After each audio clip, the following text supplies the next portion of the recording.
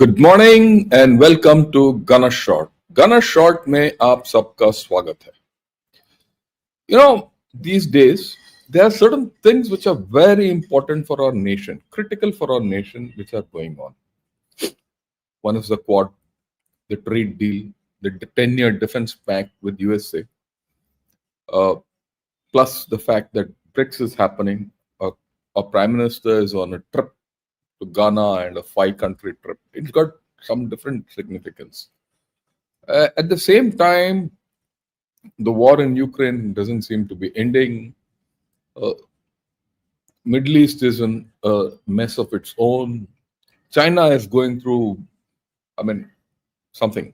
We'll discuss it, right, as we go down the line. But all this impacts India, India's growth, India's potential, India's role in world affairs, and how things shape up, right? That's why I thought I'll speak today about the Quad, India, USA, and the silence and the noise of its friends. There is a lot of silence coming out of our friends. There's a lot of noise also coming out of our friends. How do we navigate this, stereo effect? And so today I'll limit myself to the US part of it and the Quad part of it. Into different. We'll start with the Quad and then go to the US and examine it and see where we are going. Are we in uncharted waters, charted waters? What is it?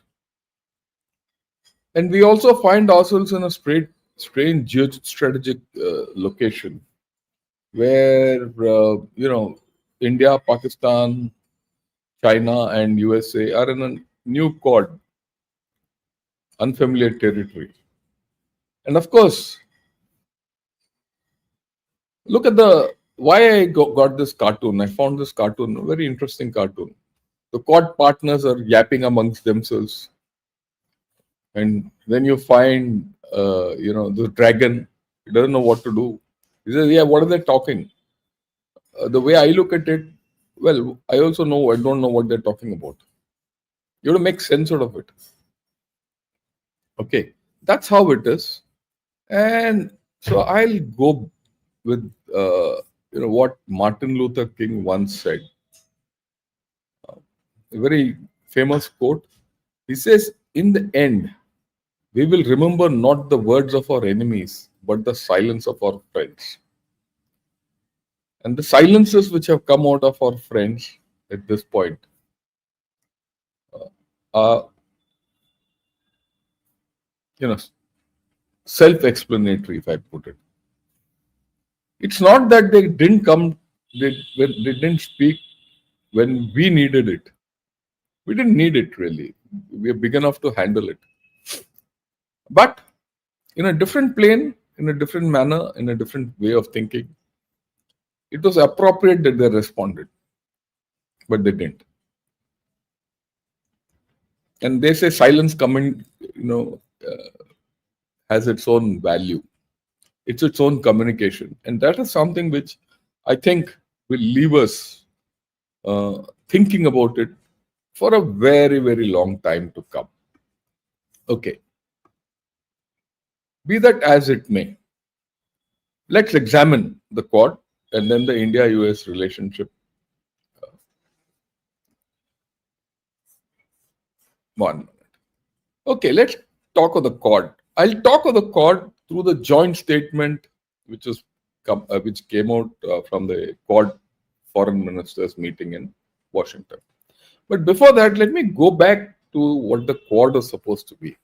Because unless we understand the Quad and its implications, we also won't understand what's happening.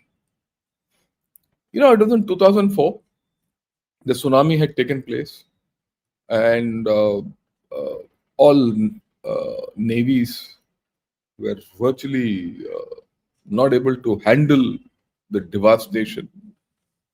The US Navy was fully stretched, it was capable, fully stretched. And then the Indian Navy stepped out. And the Indian Navy stepped out and did a lot more.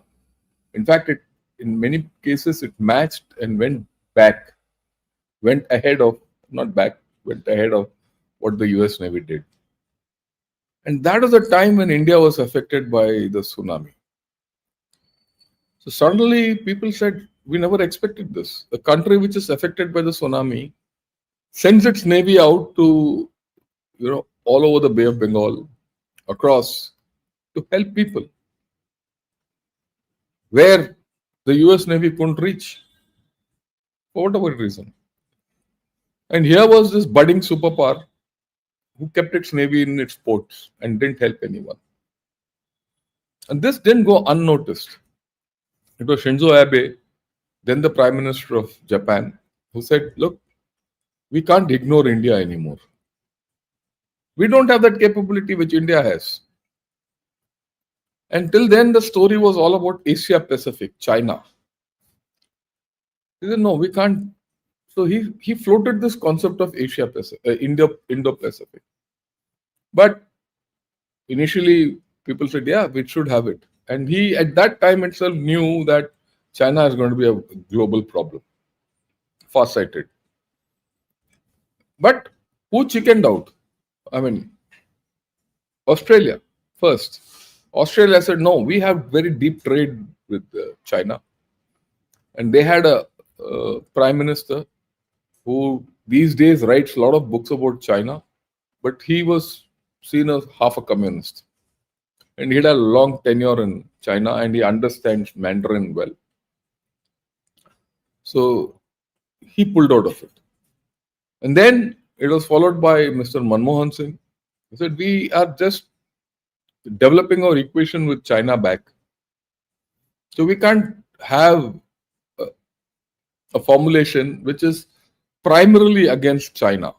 And China itself, I mean, we have to go back to the times. We were progressing. China had taken off by then.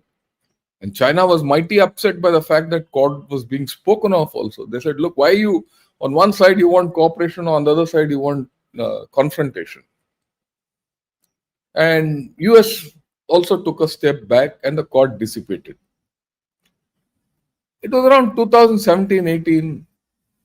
And mind you, Quad, this was actually fatal for the South China Sea construct because soon after that, 2014-15, China occupied those islands.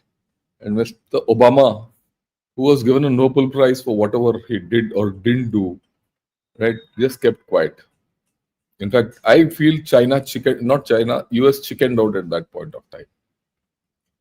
And one has to remember that was a time when the Afghan crisis or the Taliban-Afghan battles were on. Pakistan was its favorite, all that. Different geopolitical era. But come 2017-18, people said, yeah, we have to do something about China. China is becoming too big to handle. And it was then understood or felt that, look, Quad, you need something like Quad to handle China. And China has become too big to be contained by any one nation. So be it. But the idea didn't take off. It was in COVID, 2020 or so.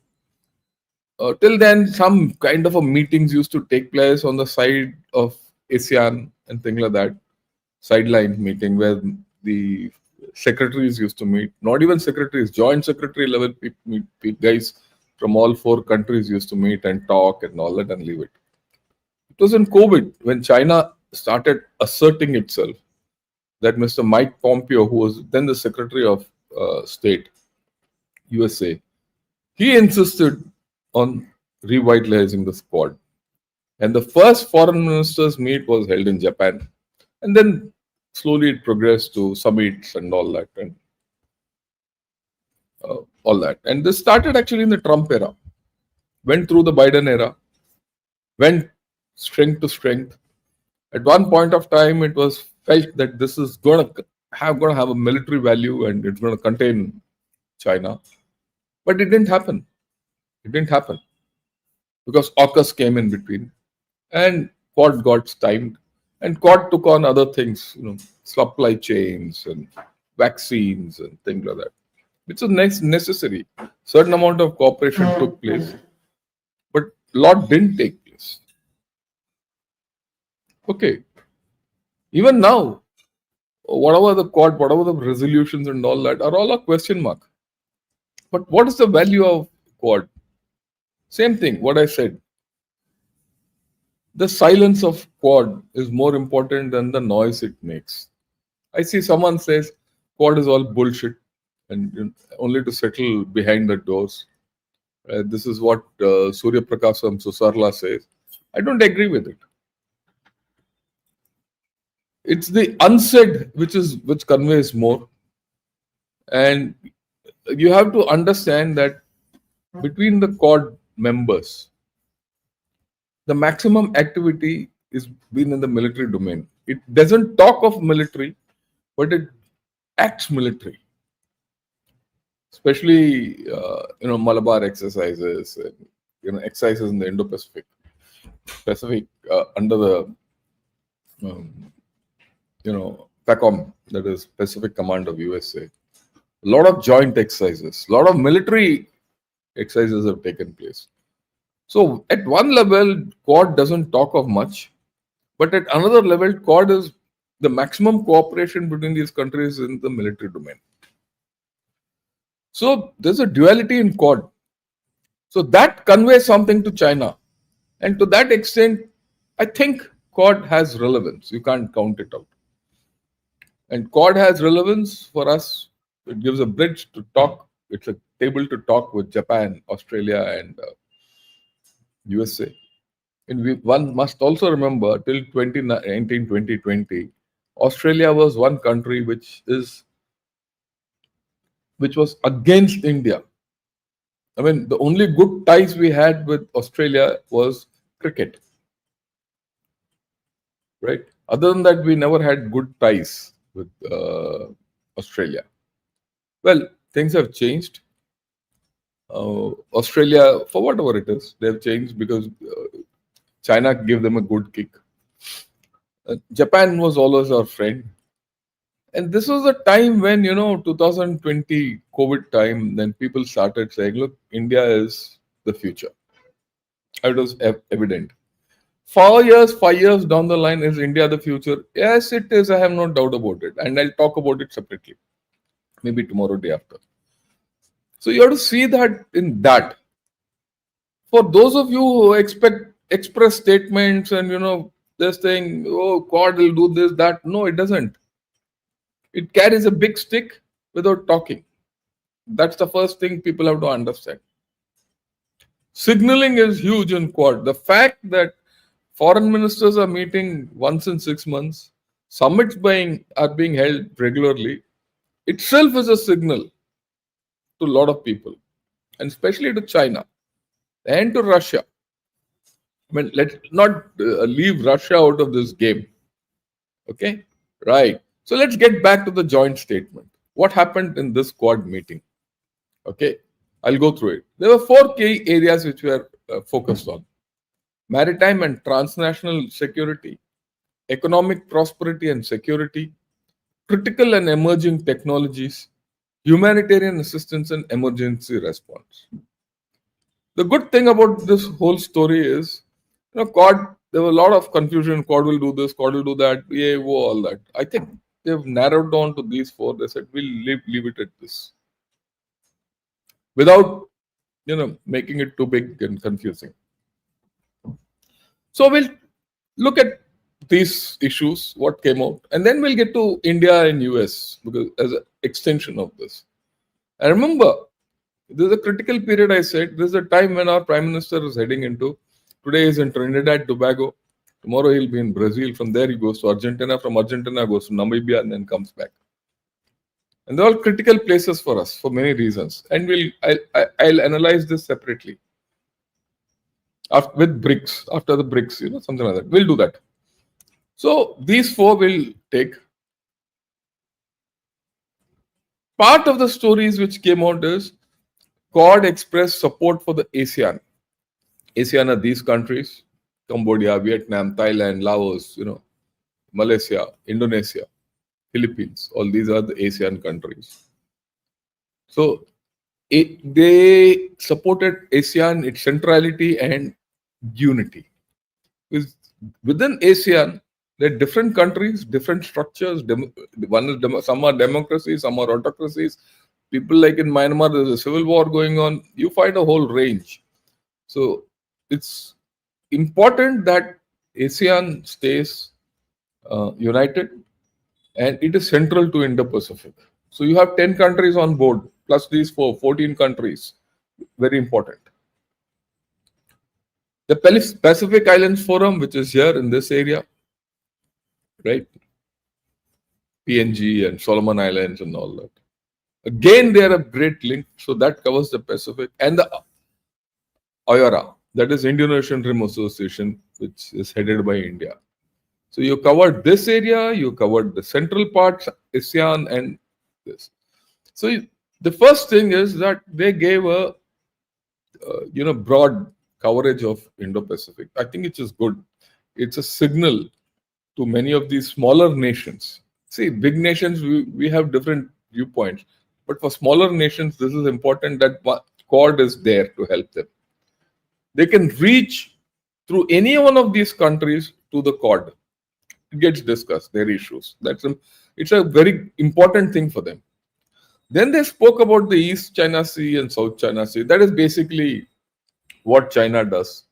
Their unilateral occupation of islands, which they're still trying to do with Philippines, especially in this area, right? Spratlys. Then their actions in the Taiwan Straits, flying aircraft dangerously, ships ramming, things like that. Obstruction of freedom of navigation flights and all that, and then dangerous maneuvers, all that. They put it. So it's on record. They might not do anything, but it puts caution to China. That, look, there's a limit. You go beyond that and something happens, you're risking escalation. If escalation happens, there's a chance that you might have to face foe. This is a psychology which I wouldn't say very few people understand. People need to understand. Why? In China, look at it from the Chinese point of view. The Chinese don't want to shadow Quad beyond a point. Because as it is, they feel they have 4 fronts. The Korean front, Taiwan front, South China Sea front, and the Indian front. 4 fronts they have to deal with. And Quad has strength on all these fronts. And Quad has the capability of putting them in a 2-front situation in war. That they don't want to get involved. One has to be clear about this. So this messaging is good. Then there's the issue of critical minerals. We've all been speaking. Rare earths. China is controlling rare earths. And I've done a program on this. Yes, China is controlling rare earths. It's got reserves of rare earths. It's got the capability to make rare earths and magnets. Because these magnets are required for EVs and all that. Everyone knows that. They dominated. Why did that happen? It happened because everyone allowed it to happen. It was convenient for everyone to allow it to happen. I'm not talking for China, but we must also understand China said, I'll take on the pollution and I'll make the money, which is a fair deal. Because they're getting geopolitical value out of it. That's a Chinese calculation. We didn't want pollution, we gave it away to them. But now things have come to a head. Now that China has used this geopolitical card, this story has come out. That, look, the Quad nations have got together and they discussed this critical mineral thing. They spoke of non-market policies, practices for critical minerals, derivative products, and the technology. And they said, yeah, you can't rely on China. They didn't mention China, but they said so. But what's the issue here? What we need to understand and the potential. I do hope that this talk gets converted into reality. Why? The potential is within these 4 countries. USA and Japan have the technology for processing critical minerals. Japan doesn't have critical minerals. India, Australia have critical minerals, as also USA. They might not have certain minerals, but largely you have most between the two. But you technologies with Japan. Incidentally, there's a Japanese company which Toyostuma or something like that. I don't remember. It just set up plant in Vishakhapatnam or somewhere or Bhubaneswar or Cuttack. I'm forgetting somewhere there for rare earths. Okay, they have the technology. So, is there a scope for these four countries to come to a thing? Say, okay, let's get together and do this. Of course, there are issues we don't know, but the potential is there, and it's important for us. It's not only important for us; it's important for everyone. And the Chinese understand this. As per many estimates, it's not only Chinese estimate; as per many estimates. It's time to get off Chinese dependence. In their own view, in China's own view, they feel in the next decade this card they'll lose. They want to maximize it now. After that, no more. Okay. Then North Korea they gave out. I mean, Japan is involved next to North Korea. They spoke of North Korea, which is quite understandable. You know, they said North Korea shouldn't go around destabilizing this area. Again, here, my way of looking at it is not Quad should have a policy of engagement with North Korea, not only through USA, but the next country which can really talk to North Korea is India. Why are we not doing it? Something I can't understand. And then, of course, they spoke of Myanmar. Myanmar, look, let me explain. You look at Myanmar. Myanmar is the connect to India and Pacific or the Indo-Pacific, Central. And, like I said, a lot of things they support ASEAN. They said, they're concerned by the worsening crisis, all that. But fundamentally, here, I think the Quad has missed the trick. A lot of dysprosium-based rare earth or dysprosium is not there in China anymore. It's in Myanmar, which is being smuggled out from the border towns. Okay. Is there a case for the Quad to actually start engaging Myanmar with the equities which it has and reaching out and pushing China out from there? Of course, you're going to have issues in this. That's a different story. So while they say all this nonsense that they'll go through ASEAN and all, it doesn't work. ASEAN has not been able to curb this problem in Myanmar. After all, Myanmar, the actors are China, ASEAN, India, and even Russia. Even USA through Bangladesh, that humanitarian corridor and all that nonsense. But why doesn't Quad sit down and say, okay, with ASEAN, we'll take ASEAN into our grip. We'll go to Myanmar, talk and resolve the issue. So that's where Quad becomes a talk shop and nothing more. Let's see how it goes. Then, for the first time, someone came out with a statement on Pahalgam, which is good. Okay. Well, you said too late, maybe too late, but at least it has come out. The silence remains. None of the foreign ministers spoke of Pahalgam, but this is there in the text. So, what did our external affairs minister say? Have a look. A word about terrorism in the light of our recent experience. The world must display zero tolerance. Victims and perpetrators must never be acquitted. And India has every right to defend its people against terrorism, and we will exercise that right. We expect our Quad partners to understand and appreciate that. India plans to host the next Quad summit. We have some proposals on how to make that productive. I'm sure so do our partners. We will discuss, and I'm sure we will agree. Once again, I thank Secretary Rubio for hosting us today, and I look forward to our discussions. Thank you. So, what a external affairs minister has made it very clear. I think this is the important thing. See, his speech was quite a bit. I've just picked a small part of it. Okay, I've just picked a small part of it. What is important in this talk is the fact that India has a right to do what it wants in its interests and self-defense, and it will exercise it. So that's a communication which has been given. He didn't say that you didn't talk, that's all fine. We've said what we have to do. And I think it's a big growing power. This is a pretty clear statement. It clarifies a lot of issues. And I'm pretty happy with this. Okay. And we need to see what we can do and what we can't do. And what we can do, we have done. Okay. Right. Next. So the issue 10, if I summarize, there's a quad critical minerals initiative. I hope it comes.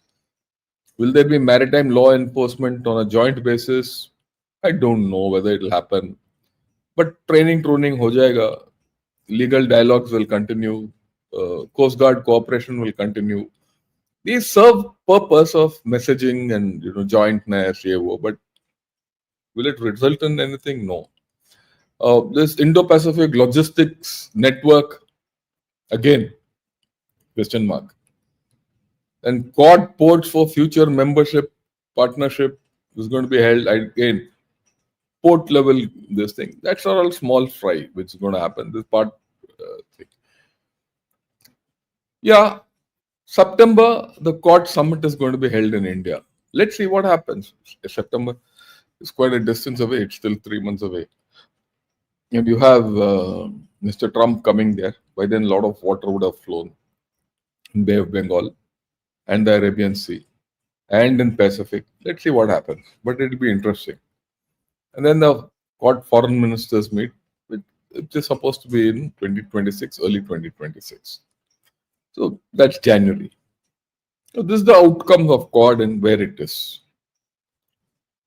We made a statement. We are part of Quad. We are engaged with them. Important thing, we are engaging with them positively at a time when our Prime Minister is going for BRICS. And BRICS and Quad, you know how it is. But this is the more important thing which I thought I'll discuss with you and have a thing. So we're going to look into a 10-year cooperative framework. Now this discussion happens between our External Affairs Minister and Pete Hegseth, who's the Secretary of Defense there. So let's see what Pete Hegseth said. Well, Mr. Minister and your team, thank you so much for being here. Welcome to the Pentagon. Thank you for taking the time. And we certainly look forward to future engagements as well, hopefully a 2x2 with Minister Singh, who I had a chance to speak to this morning, as well as Secretary Rubio. In their February meeting, almost right at the beginning of the administration, President Trump and Prime Minister Modi set a strong foundation for our relationship that we're building on here today. Productive, pragmatic, and realistic. And our nations boast a rich and growing history of cooperation, driven by a shared commitment to a free and open Indo-Pacific. We're both clear-eyed regarding the dangers of aggression in the region. And most importantly, we possess the strength, and I believe wisdom, to together counter it. The United States is very pleased with the successful integration of many U.S. defense items into India's inventory. And building on this progress, we hope we can complete several major pending U.S. defense sales to India, expand our shared defense industrial cooperation and co-production efforts, strengthen interoperability, which is something Minister Singh mentioned multiple times between our. And if you see this guy, he's Elbridge Colby, and he's their, China thinker, or rather East Asia thinker. He has a lot of influence in the US as far as issues concerning Asia Pacific, or rather Indo-Pacific and India defense cooperation and things like that. So, right, we'll get back to that a little later. Forces, and then formally sign a new 10-year framework for the U.S.-India major So he has spoken of the 10-year framework for India and USA in this dialogue, and that's what was reported. He's spoken of I2U2. He's spoken of 10-year framework. This chap Elbridge Colby is there, and a lot of issues, if you see, have been spoken. And what's more important is almost the same thing Pete Hegseth spoke in the Shangri-La dialogue 3 months back. So what you see is, let's get ahead with it. Partnership, which we hope to do very soon. We're eager to work alongside you to realize our shared goals. They're deep and ongoing. Mr. Minister, your visit today marks an important milestone in the ongoing series of high-level engagement between our two great countries. Once again, thank you for being here. Look forward to a robust discussion with your team and a lot of partnership going forward. Thank you, sir. So there's been a lot of discussion between India and US on these issues. The defense to defense deal, or rather the relationship with India and US, is the strongest. That's what I felt for a long time. And he's also spoken of it. The defense cooperation, has it turned into action? At some level it has, at some level it has not. Is it only one-sided? Yes. Interestingly, while USA looks at a lot of export to India, their deals are basically they want to sell their aircraft, all that. I think we have to start looking at exports to USA and ask them to put their MRO and things like that. I think there's a lot of value. It's just not, being able to fight against China and Pakistan and all that. It's our building our capability and economy. And I think for that, a partnership with USA is important. You can't paint everything with the same tar brush. And I'll come to that also. Right. When this is happening, there's one guy who comes out and says, I want to put 500% tariffs on India. Okay. And also, Munir went. Now the air chief has gone. Their air chief has gone to USA. So I'll talk of the tariffs a little later. Look, what does that indicate? You're also on the verge of a trade deal. And then they say tariff. So it's confusing. That's why I said it's the silence and the noise. Let's talk of this fellow first. Let's dispose Pakistan off and then we'll talk of anything else. Why has Pakistan gone there?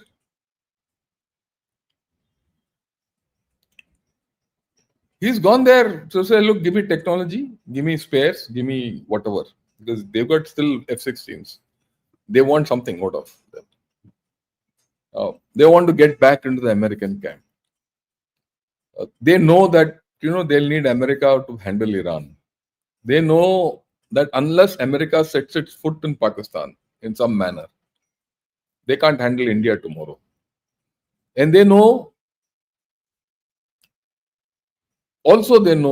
that, look, the Chinese are also in the game, right? And they're not comfortable with the Chinese. They're not comfortable with the Chinese at all. Pakistanis. So they want a hedge. So they're playing a hedging game. Play America off against China, use both of them against India, use America against Iran, and use China against Afghanistan. But China has no other choice. They have no other choice. But what is the signal we get out of it? Let us watch the space. Will US give them something? If US gives them something, then we have to rethink, recalibrate. What should we do? So it's something interesting which is going on, we'll talk of. And then we'll talk of this trade deal. On one hand, you say 500% tariff for Russian oil.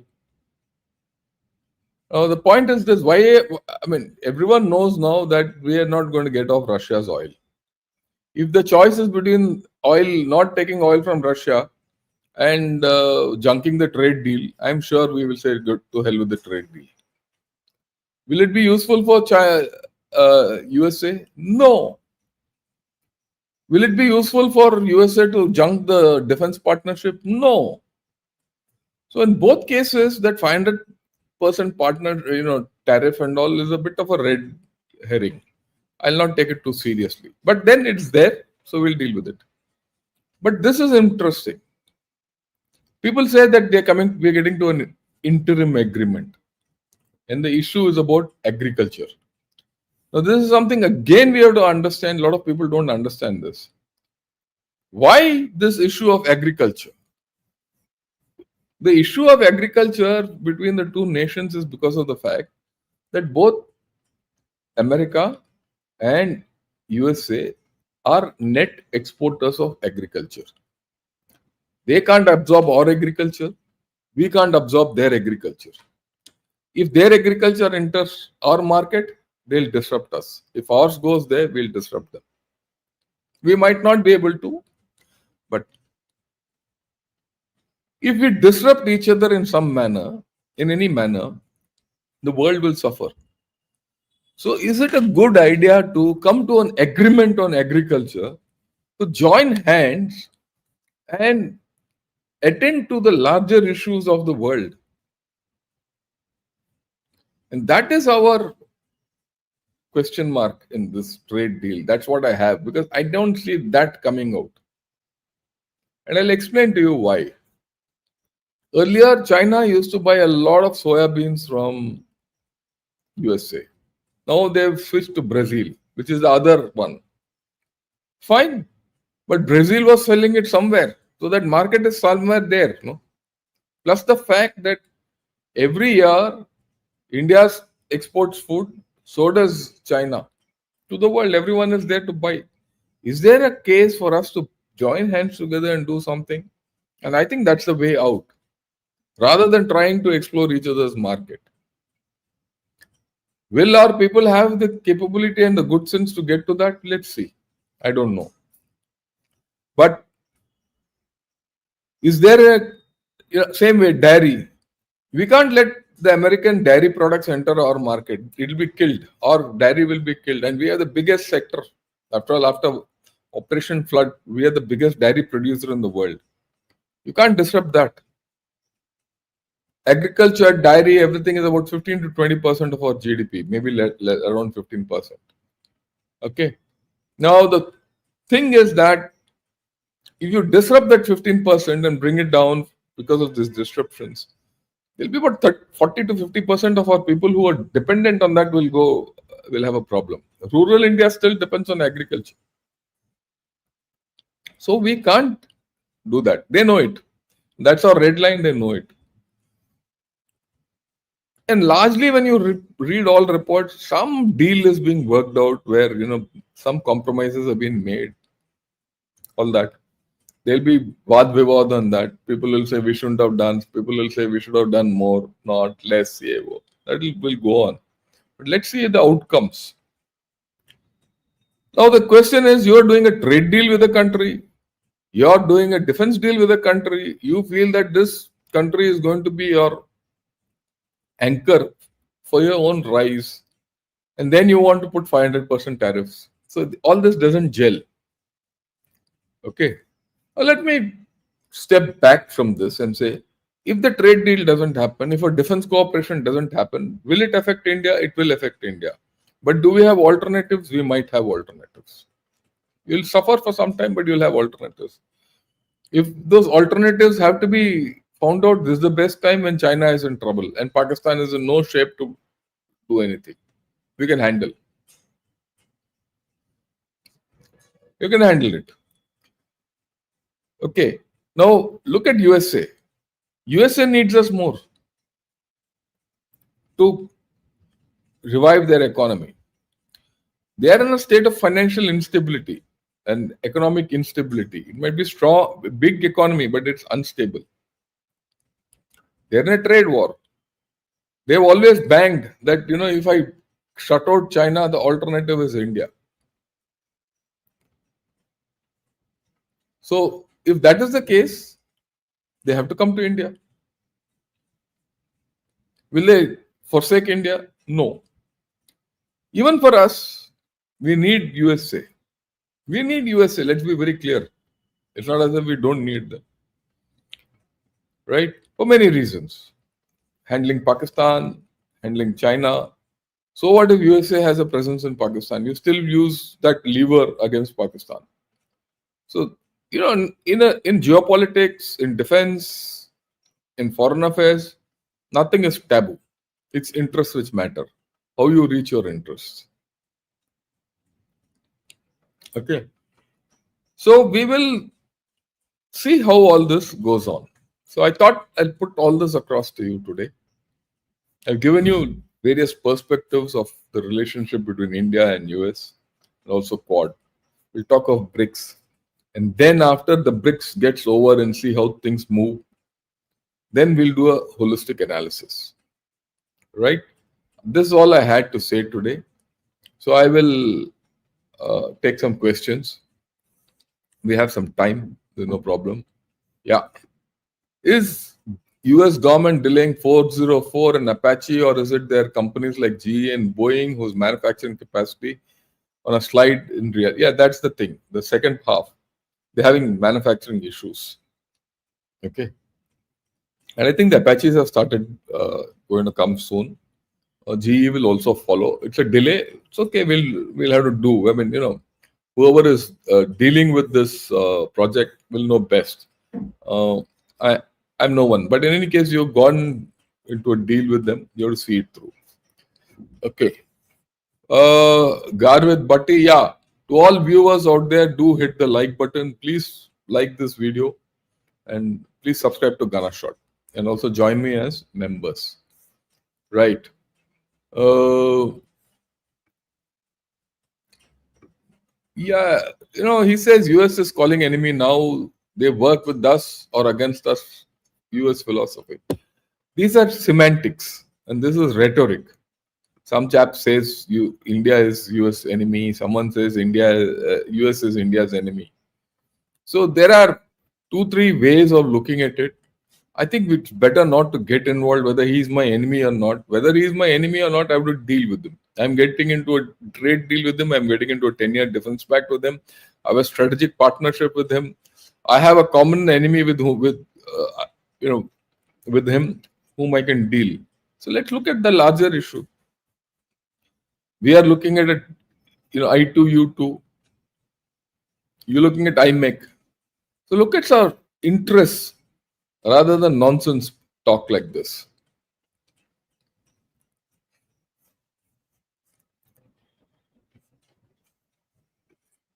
You would agree that US agri conglomerates into India would be equivalent to restarting colonization and a new guise? I don't agree with that. I don't agree with that extreme thing. It will disrupt a lot in agriculture till we regain a balance, which is not good for us. It's not colonization and all. That's too extreme. So we'll leave it at that. Okay. There is a deal happening. Let's see how the deal comes out. Yeah, more than anything, they feed beef and mincemeat to their cows to increase the fat quantity in milk. Yeah, I agree with you. That's part of the problem. Yeah.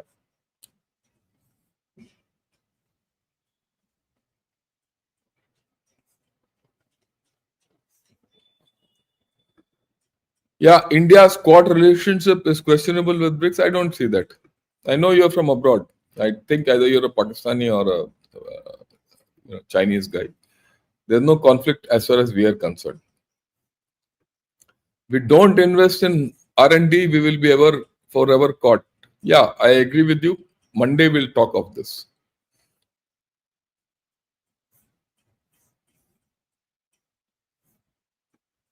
Yeah. Geopolitics always works like that. Everyone looks for their own interests. Even Russia is close to China. Should we stop relying? Yeah, I agree with you. Look, you have to look at your own interests. That's the thing. As simple as that. Okay. So Geetanjali says, Pete Hexeth welcoming. Yeah, this is how it is. We have to understand that you're a big power today. You're the fourth largest economy. In the next 2 years, will be the third largest economy. After that, one of these days, maybe tomorrow, day after, I'll talk about India in 2000. Not India, India and the world in 2030. Let's foresee where we are going. 5 years hence, where we will be. We all talk of 2050 and all that in abstract terms. We'll talk of just 5 years hence, and then we'll see how things change.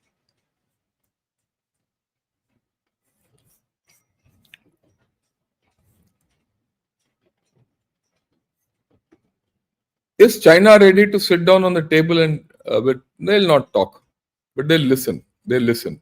They understand. Yeah. Morning, sir. Thank you. Israelis are worried about. Yeah, that's okay. That let them be worried. It's yeah. Is there a mirror effect here as well? Are some other countries trying to tie down India as well, apart from Pak, China? Look, this push and pull will continue for a country like India, but it's too big and too strong to be held back by anyone. You can't hold, 1.4 or 1.5 billion people back. Let me tell you with my own experience. The India I have seen and grown up in has gone. There's a new India here. Let me also put it this way. Till 99, 2000, till 2000, we went abroad. Our normal thing, oh, let's get some cigarettes. Oh, there's Rothmans and Dunhills and all for our friends. Get some Scotch whiskey, chocolates. Because they are not available in India. 2008, I'm talking of 2008.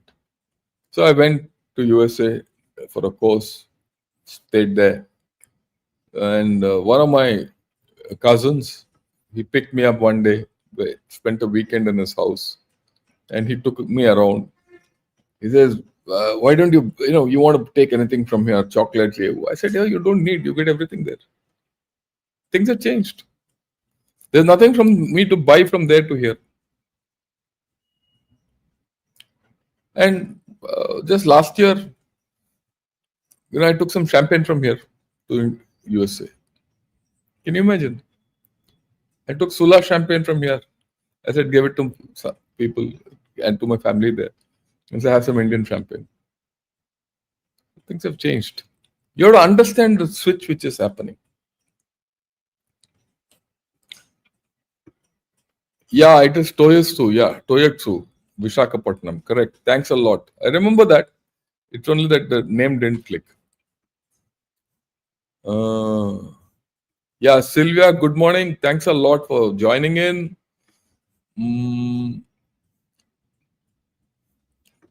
Can there be potential quad joint forces like NATO? They can't be. Let me be very honest, it can't be. Because Japan is got its own issues of getting involved with such things. It will not ever happen. After Comcasa, Lemova, Becca, now critical earth minerals. See, I agree with you, Nandish, about critical minerals, but this is only a statement. The operationalizing of this statement has not come in black and white. If that comes, it will be good. From your summary so far, Quad is just an informal club used mainly for setting up military exercises. The four key areas are clearly non-militaristic. That's the duality of Quad you have to understand. The Quad stated thing is cooperation on these four key areas and things like that. Vaccines was one thing, now they've taken it out. But action which has happened, cooperation which has happened, interoperability which has happened is with the navies and the air forces.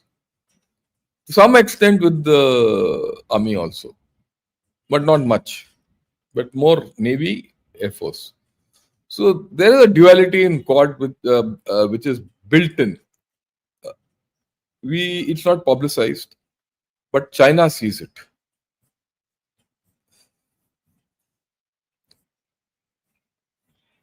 No mention of terrorism response. Yeah, there's no response. It's just that statement was accepted, which is important. Yeah, this is a nice way of putting it. Quad playing with China as China plays with the world. Hide your strength types. Yeah, I think so. That's a good way of putting it. Mm.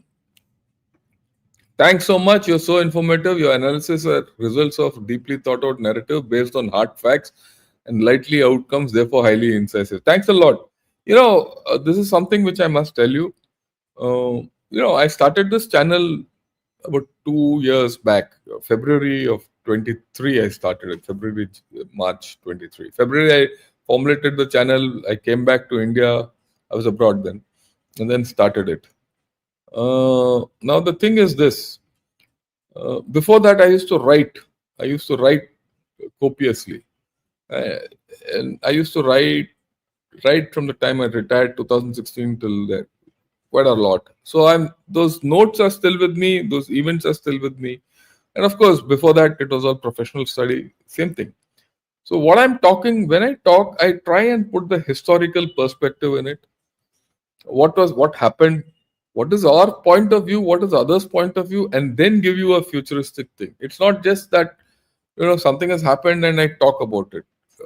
What after all this meeting, everything came out 2 days back. I'm talking 2 days later, so that you get a broader understanding. Then this becomes a news channel, or this is the masala channel. That also, cod ho gaya, so we will now kill China. I see today also. God ministers have taken, thing. China is threatened. China worried, China scared. Those kind of headlines you will not get from me.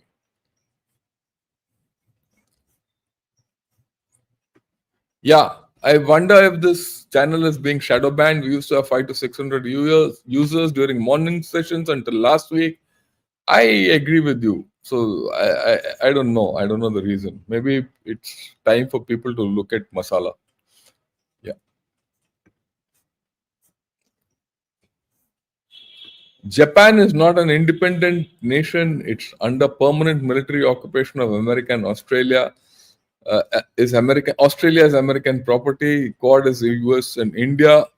West is not a geographical entity. It's a geopolitical entity. I agree with you, and largely disagree with your ideas. Look. You don't have to get such definitive ideas. Come to the middle of the road. Yeah. Many in the West are all about themselves. Either you are with us or against us. This can never work with India. And in frustration, calling India an enemy, that's part of the deal. Let them talk what they want. They know what we are doing. Yeah, the cod meat takes the cake while Bharat spoke the truth as it is. It's none of these others were able to name Pak as the perpetrator of the pact.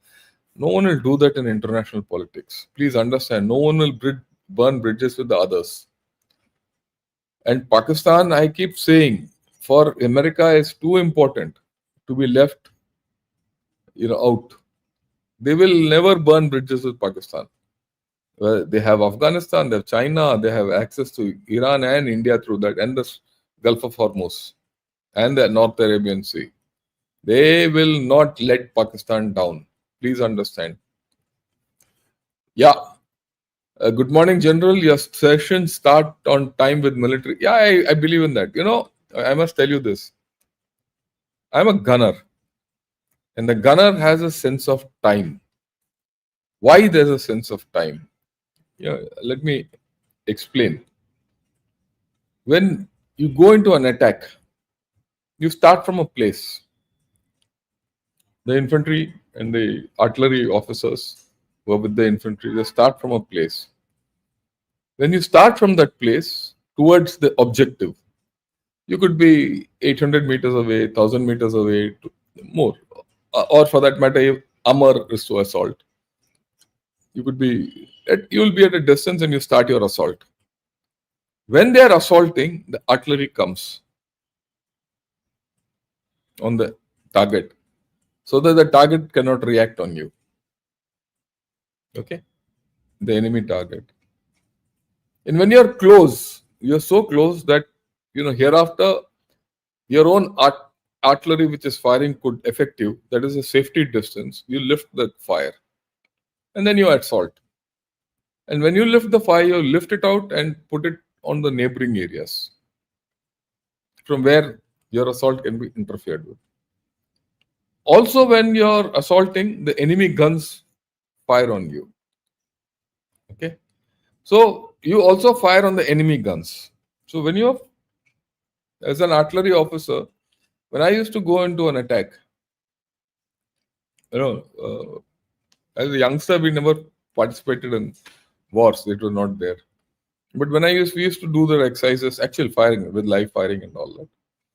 And you're walking with a radio set, a helmet, and a water bottle, a rifle, and you're talking and controlling fire. A lot of firing going on all around the countryside. And you're walking on a rocky river bed to attack the objective. The objective is firing back at you. All this is happening. What is most important is timing. You start at a time. When you start, artillery has to be on the target. When you're close to the target, artillery has to lift off and engage others. Simultaneously, if something else comes, you have to get there. You have to fire on that. And you also, you also simultaneously firing on enemy guns and interference. All this is precision. Absolute precision. No one, the chaps who are firing from 15, 20 kilometers away don't know where they're firing. They're firing on grid coordinates. So the guy who's controlling it, I take my mind back to the days I used to do it, 3-4 years service I had. Youngster.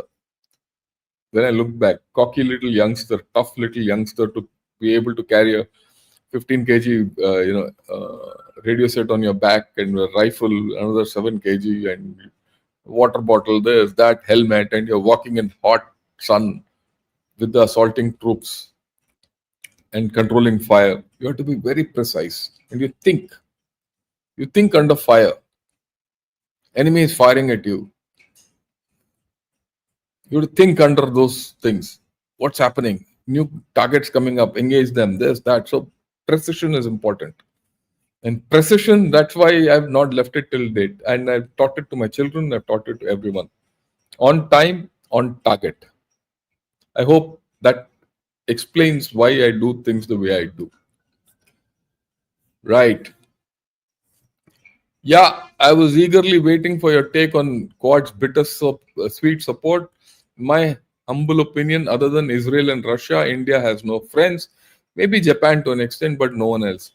Well, that's part of life. We'll know how to handle it. And these friendships and relationships at international level are all, as per time. Okay. Yeah, thank you for your insight into Quad and intricacies of trade between countries.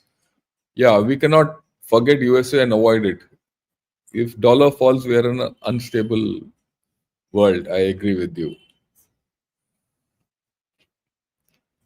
Old Monk is the best rum in the world. I agree with you. It solves a lot of problems. Let me tell you this. Why is YouTube not recommending me your videos? I don't know. Look, I think they'll recommend you if you start watching my videos. If you just go to my videos, spend a minute or two on each of my videos, then they'll start recommending you automatically.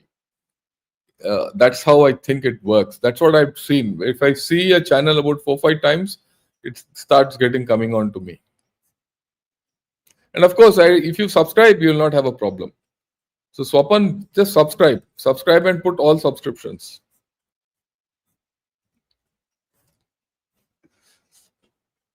Yeah. Russia pretends to be our all-weather ally, but doesn't give us hypersonic technology for next generation from BrahMos. Why do they do that? We don't need them. You don't need everything. We have a hypersonic technology. Don't worry. And BrahMos is good. Don't BrahMos cruise missile is the best. You can't still intercept it. No one can intercept it. And this I knew long back. So don't worry.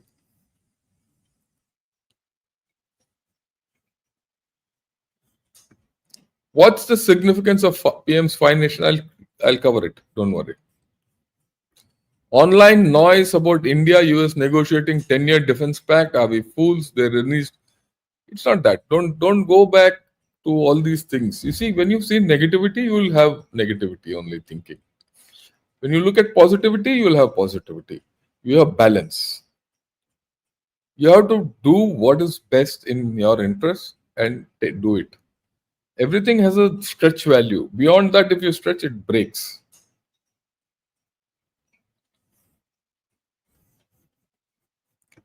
Yeah, the thoughts you put in writings are clearly helping you now in explaining complex things in simple terms. Yeah, I still put it in writing. I still write. Only thing is, these days I write referenced articles, analysis for journals. I've stopped writing in newspapers and all. So when journals ask me, I write, and I still write. That's why I put slides. I write, and it's a structured way of putting across to you. It's a referenced way of putting across to you. You know that I'm not talking off my hat.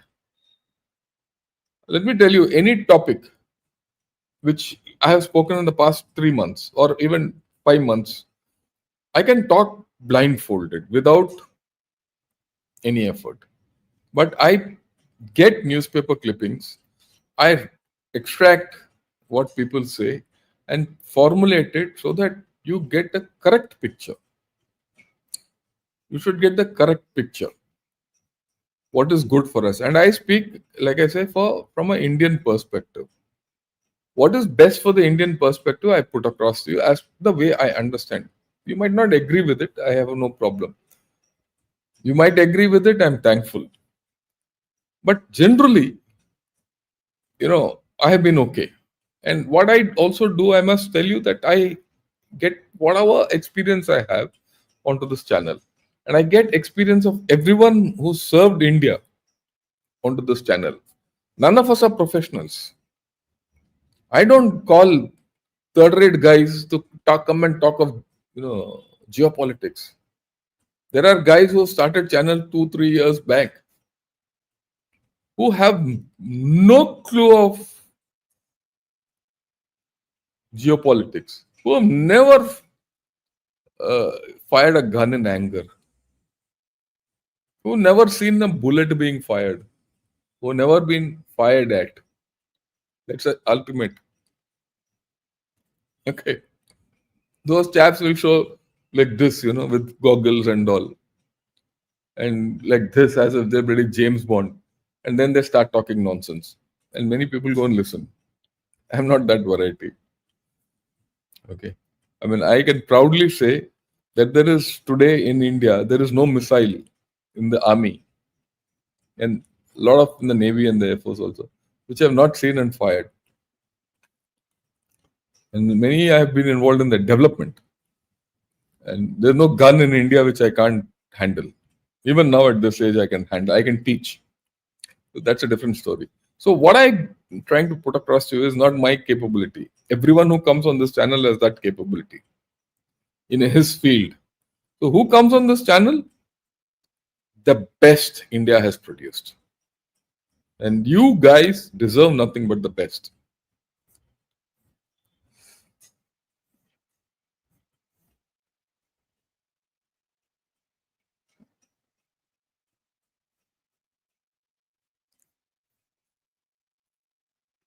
No notification come informing about your live stream. Shankar, I suggest you unsubscribe, resubscribe, and ask for full notifications. If they still don't come, I will talk.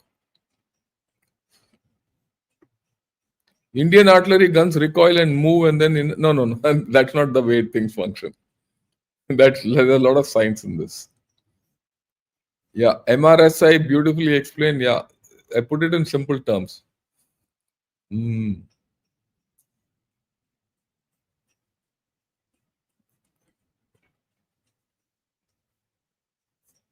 Yeah, let me see if there's anything.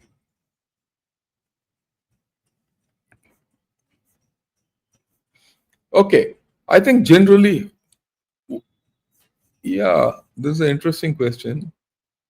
What do you think about the future of our Europe will be in 5 years? Is war with Russia imminent? Maybe tomorrow I'll talk about this. 5 years hence, what will be the world? Not only Europe, what will be Russia? What will be China?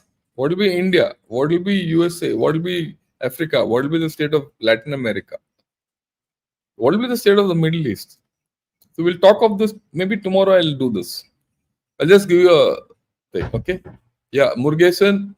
Good morning. Thanks a lot. Okay. So I've generally covered everyone.